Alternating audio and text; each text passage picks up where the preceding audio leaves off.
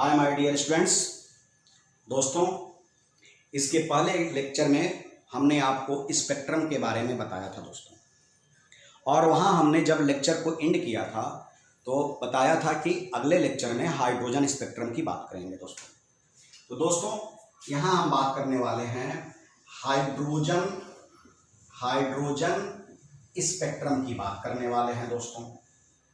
अब देखा जाए कि हाइड्रोजन स्पेक्ट्रम क्या है दोस्तों। देखो, जब आप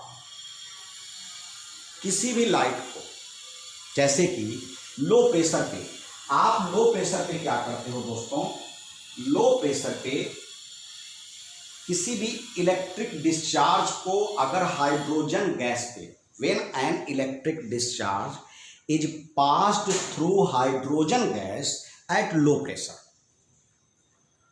then bluish light emitted.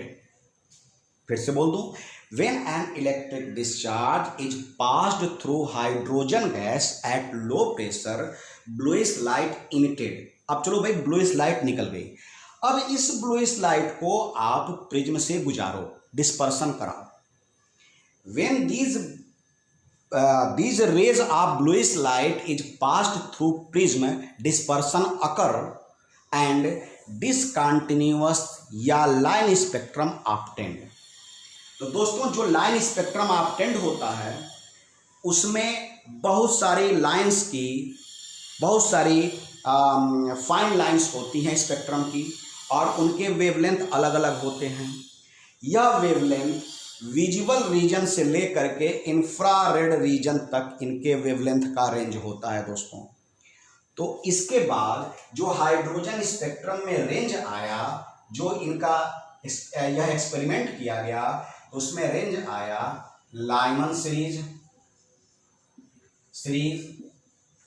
बामर series और पाश्चन सीरीज आया दोस्तों। पाश्चन ब्रैकेट सीरीज आया दोस्तों। पी फंड सीरीज आया, और हम्फ्रे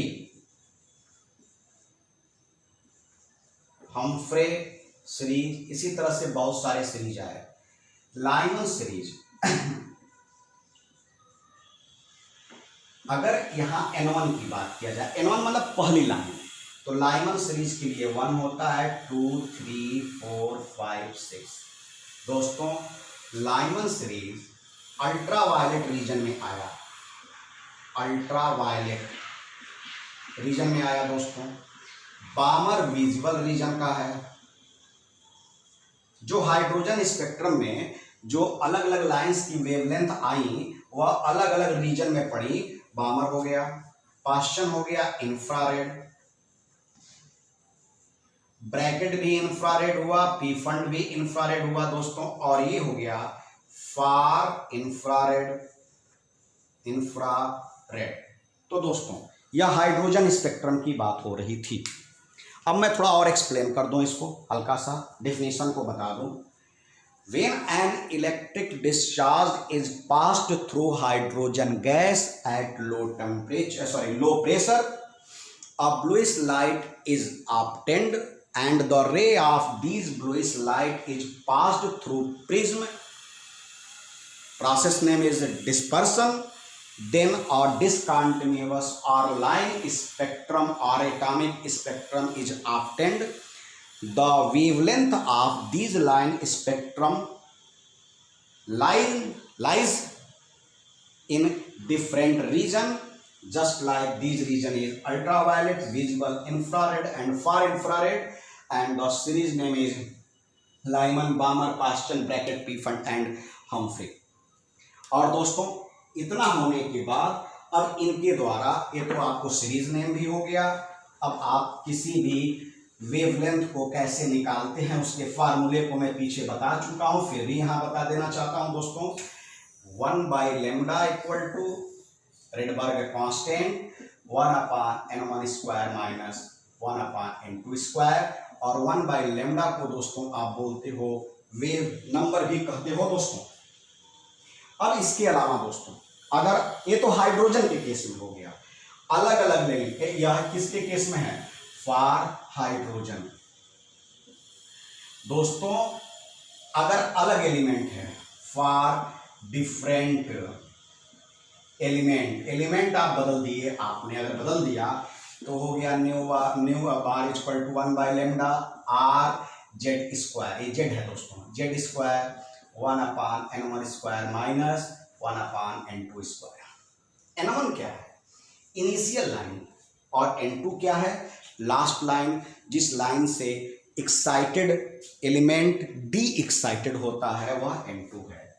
n2 है, मान लीजिए कि कोई इलेक्ट्रॉन आपने कहा यहाँ पे लाइमन, तो मैं वो नीचे से शुरू कर दूं, हम फ्री, पी फंड और लाइमन।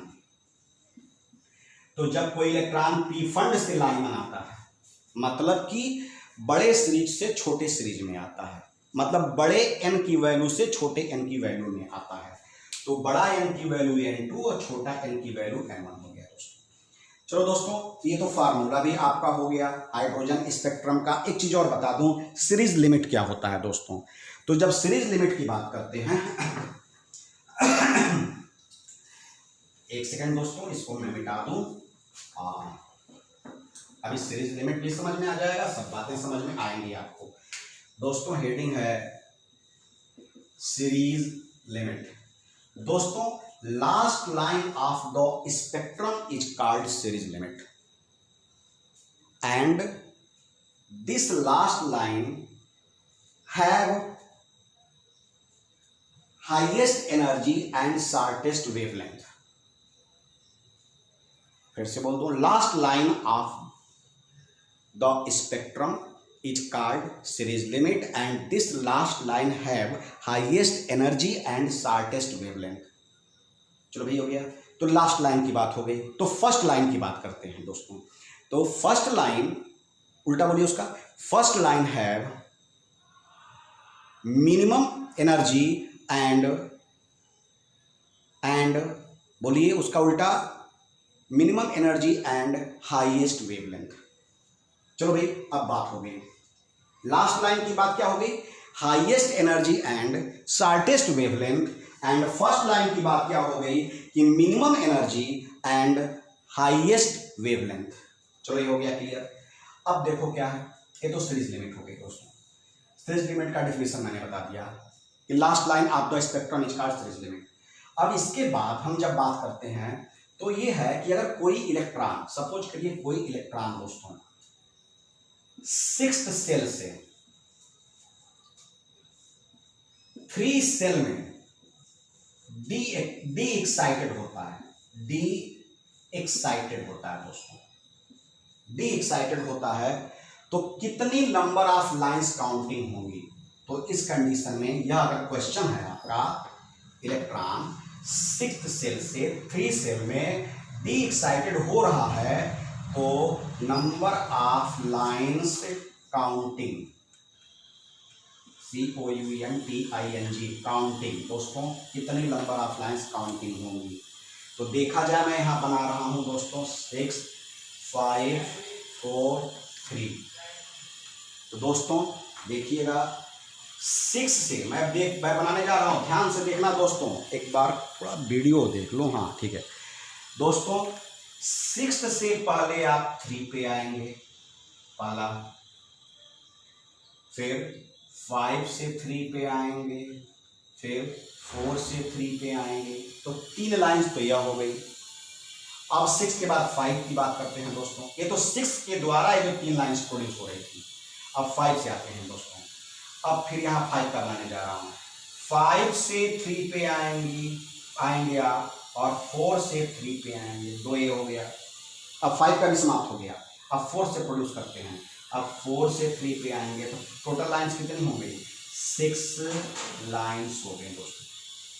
इसको एक मैथमेटिकल फार्मूले के द्वारा भी आप जान सकते हो, और वह मैथमेटिकल फार्मूला है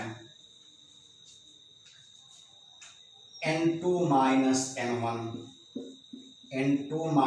n1 प्लस 1/2।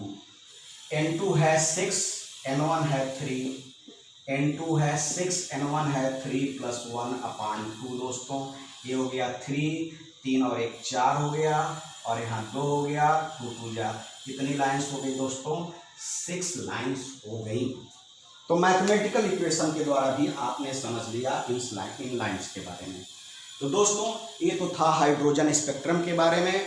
अब अगले वीडियो में कुछ न्यूमेरिकल्स मैं आपको भेज दूंगा और अन्य चीज़ों को बताना शुरू करूंगा। थैंक यू दोस्तों, best of luck, have a nice day, good luck.